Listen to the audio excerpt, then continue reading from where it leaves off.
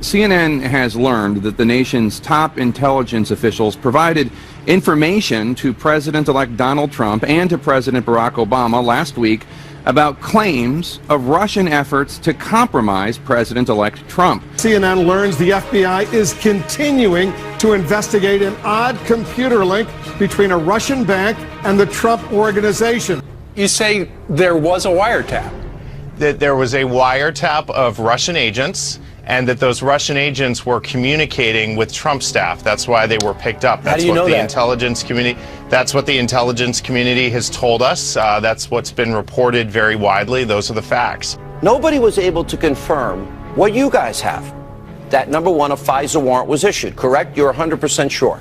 We're 100% sure, yes. A FISA warrant was issued on the overall investigation into Russian hacking, and a separate warrant was issued to investigate the server that was registered to Trump Tower. When did Hillary know about it? Remember, she tweeted about it, and a Slate News magazine also wrote a story about it at the same time. She talked about these nefarious connections between Trump and Russia and his server, and then we had Harry Reid last October make those same claims. But remember, it was in October when the FBI opened their investigation into the server and closed it. So now that we can confirm that there was in fact a FISA warrant issued and that there were wiretaps conducted on the Trump organization, we need to be able to link that to some sort of government body that would have conducted those wiretaps. And that brings us to this article from the New York Times. Secret court says FBI aides misled judges in 75 cases.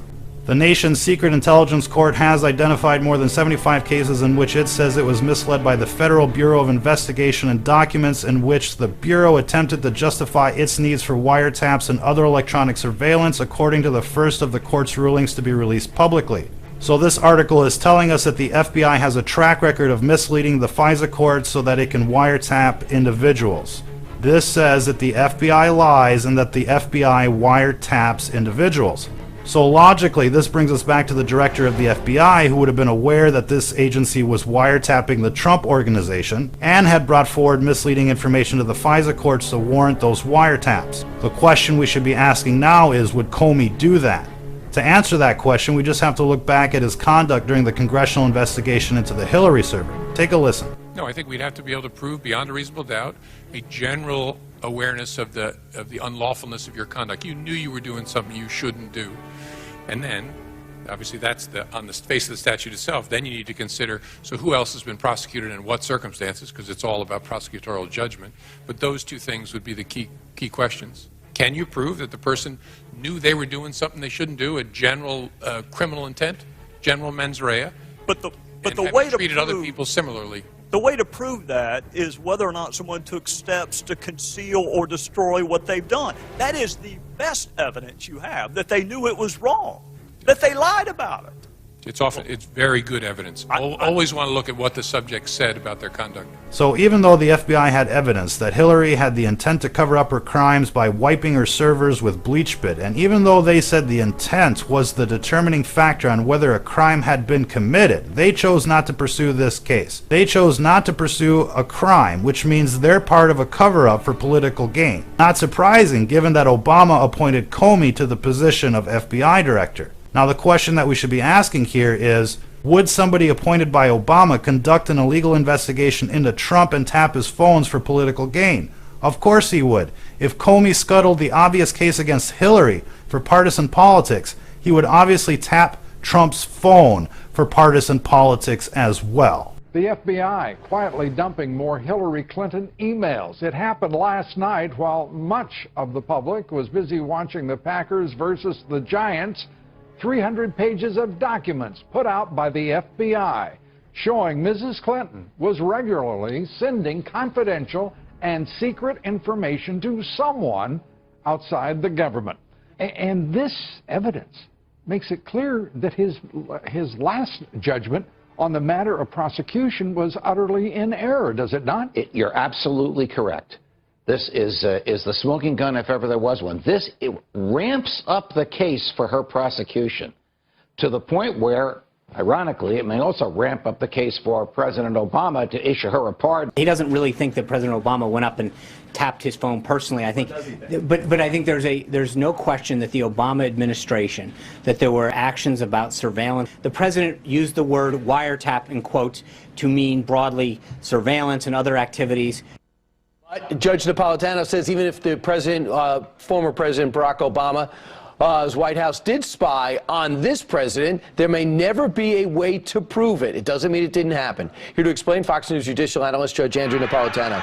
Judge, what do you mean he can't prove it? I thought he could prove everything. We have all the American surveillance and technology at our fingertips. Okay, so the statutes authorize the President of the United States to order the surveillance of any person in the United States of America without suspicion, without probable cause, and without a warrant, meaning he doesn't have to go to a court to do it.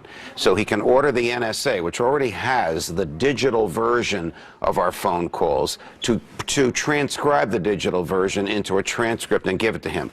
But if he does that, there's a record of the order. Right. So 3 intelligence sources have informed Fox News that President Obama went outside the chain of command. He didn't use the NSA, he didn't use the CIA, he didn't use the FBI, and he didn't use the Department of Justice.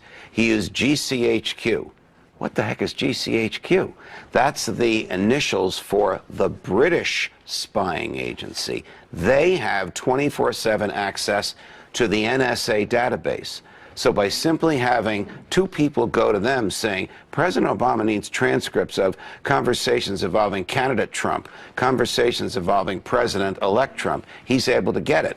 And there's no American fingerprints on this. So you're saying that the British used their version of the CIA to wiretap Donald Trump's phone or tower? Well, it's not a wiretap. The concept of plugging a wire into a phone box in the basement of a building is what the law was when these statutes were written in 1978. Everything is done electronically now via computer. The NSA has 24/7, 365 access to every mainframe computer of every telecom and every computer service provider that does business in the United States. And they share that with various intelligence agencies, including the Brits. So the British intelligence agency had this. What happened to the guy who ordered this? Resigned. Yeah, and just how big of a deal could this be? We want to bring in Lieutenant Colonel Tony Schaefer for more on this. Good to have you here. Hey, good morning. Thanks for having me. All right, so this is all just breaking this morning, coming straight to us from the president, from his Twitter account. We don't have a whole lot of details here, but just on the surface, if this ends up being true, if this was the case, that the Trump Tower was wiretapped by, at that time, the sitting president, President Obama, how big of a deal would that be? Oh, this is huge. I mean, this is Soviet, dare I say, Soviet-level wrongdoing. Look, President Obama has moved up to his Potemkin village and moved in Valerie Jarrett.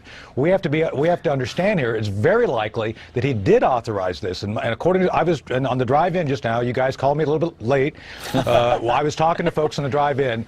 This goes back to July of last year when rumors started on the dark net that even though the Obama administration was getting pushback from the internal mechanisms of the administration, like the FISA court, and by the way, there's going to be a paper trail at NSA on this. And let me say, John Brennan's probably involved in this. You have to have kind of 3 people inside doing this. And I think what's happened here is the paper trail that President Trump is referring to has finally showed up. So let me be very clear. The FISA court thing that Brett Baird just talked about, that's one piece of evidence. I'm sure there's others out there. So what this indicates is that this is really the Obama administration was taking on the form using their version of the FSB, the KGB, to go and target a candidate. Let me be clear on this for your audience.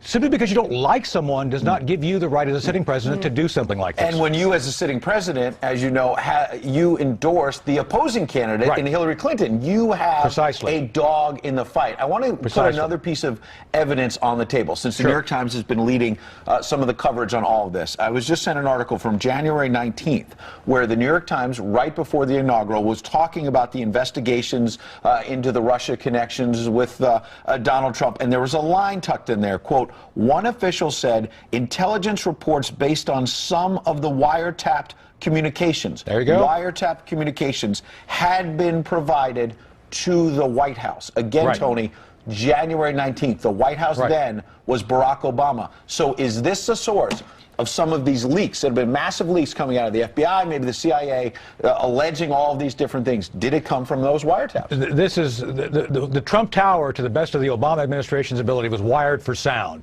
And yes, there was reasons why Mr. Trump did not want to give up his own personal security, because he knew that people, close to him may very well become collectors of this sort of thing. Look, this is completely insidious. This is an order of magnitude worse than Watergate, where you've actually used the mechanisms of state, the power of a state, to go after a candidate for presidency.